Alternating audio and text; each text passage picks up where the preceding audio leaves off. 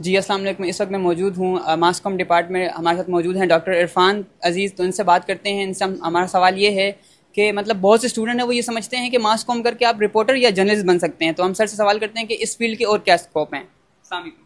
وعلیکم السلام. سر میرا سوال آپ سے یہی ہے, اسکوپ کے بارے میں بتائیں آپ ماس کام کے.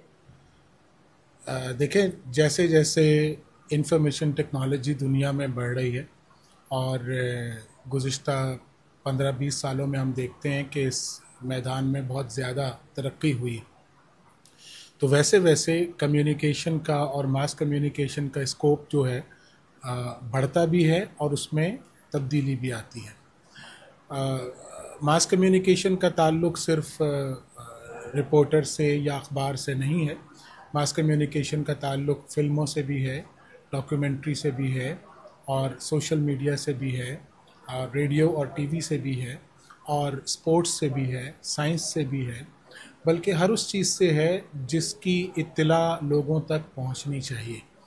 اور آج کل تو آپ دیکھ رہے ہیں کہ ماس کمیونیکیشن نے لوگوں کو آپس میں جوڑنے کا کام بھی شروع کر دیا ہے. تو ماس کمیونیکیشن کی فیلڈ صرف اور صرف صحافیوں کے لیے اب نہیں رہ گئی ہے. یہ بہت بڑی فیلڈ ہے اور اس میں ترقی کے اور بین الاقوامی طور پہ شہرت حاصل کرنے کے بہت بڑے مواقع ہیں.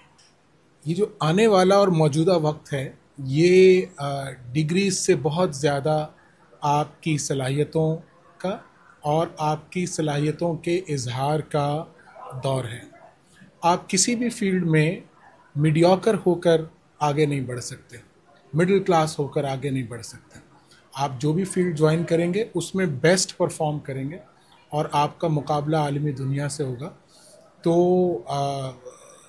کوئی بھی فیلڈ جوائن کریں, ریسرچ جوائن کریں, ماس کمیونیکیشن جوائن کریں, آئی آر جوائن کریں, انگریزی جوائن کریں, کاروبار, بزنس, لا, میڈیسن, انجینئرنگ, اور اس کے علاوہ بہت کچھ. اے آئی کا دور ہے, بہت سارے ہمارے طالب علم اے آئی کی طرف سوچ رہے ہیں.